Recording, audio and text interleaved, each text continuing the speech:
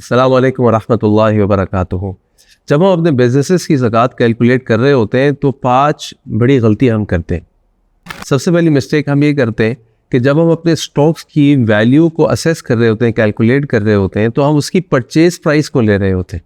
हमें अपने स्टॉक्स की, इन्वेंट्री की, अमाल तिजारत की परचेज प्राइस को नहीं लेना, बल्कि हमें उस दिन की प्राइस को लेना है जिस दिन आप उसको कैलकुलेट कर रहे हैं। मिसाल के तौर पे आपने एक चीज़ खरीदी 1 साल पहले, 2 साल पहले आपके पास स्टॉक में आ गई, वो आपने खरीदी लेट्स से 25,000 रुपए की, और आज वो चीज़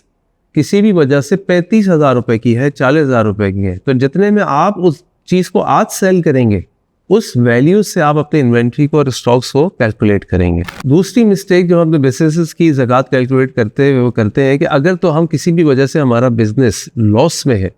तो हम समझते हैं कि हमारे पास जितने भी वहाँ पे मर्चेंडाइज, इन्वेंट्री, स्टॉक से जो भी कैश इन बैंक रखा है, तो लिहाजा हमारी कंपनी लॉस में है, हमारा ये बिज़नेस लॉस में है, तो उसमें ज़कात नहीं है। देखिए, बिज़नेस आपकी ज़कात आपकी पीएनएल की बेसिस पर नहीं होती।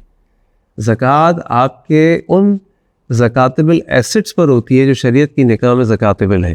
तो लिहाजा आपको बिज़नेस प्रॉफिट में हो या लॉस में, आपके पास जो भी अमाल तिजारत स्टॉक्स रखे हुए हैं जिन पर ज़कात होती है या कैश वगैरह रखा हुआ है, उस पर आपको ज़कात कैलकुलेट करनी पड़ेगी। तीसरी मिस्टेक हम ये करते हैं कि जब हम कोई भी चीज़ बनाने वाले होते हैं या सेल करने वाले होते हैं, तो हमारी दुकान में या फैक्ट्री में या वेयर हाउस में कुछ चीज़ें एज अ डेड स्टॉक रखी होती हैं,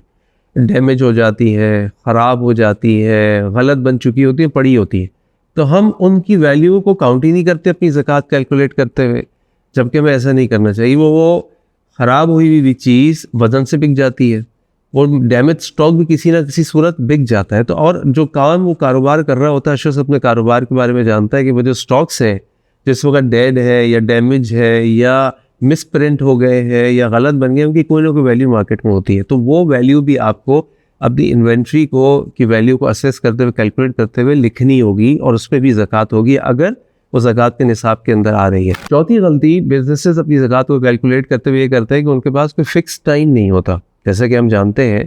कि आप जिस वक्त भी साहिब निसाब हो, यानी आपको इतना माल हुआ जिस पे ज़कात का निसाब पूरा हो जाता है, उस पर 1 साल गुजर गया,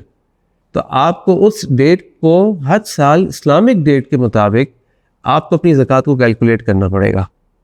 तो आप उस डेट पे अपनी ज़कातेबल एसेट्स को, चाहे वो आपके बिजनेस एसेट्स हो, चाहे वो आपके पर्सनल एसेट्स हो, जो भी ज़कातेबल एसेट्स हैं, उन ज़कातेबल एसेट्स को आपको कैलकुलेट करना पड़ेगा, लेकिन उस फिक्स डेट के ऊपर जो उस दिन की उसकी करंट मार्केट वैल्यू होगी, उसके ऊपर आपको ज़कात देनी पड़ेगी। और पांचवी गलती ये करते हैं कि अगर हमारे पास अपने बिजनेसेस के अंदर हमने कुछ सेविंग करके रखी है कि हमने अगले 6 महीने बाद एक नई दुकान खरीदनी है, या 6 महीने के बाद एक नई फैक्ट्री बनानी है, या 6 महीने के बाद नई मशीनरी खरीदनी है, तो हम समझते हैं कि इस पैसे पर ज़कात नहीं है, क्योंकि ज़कात तो उस चीज़ पर होती है जो आपके पास रखी हुई है, और ये पैसे तो हमने इसलिए रखे हुए हैं कि जनाब इससे हम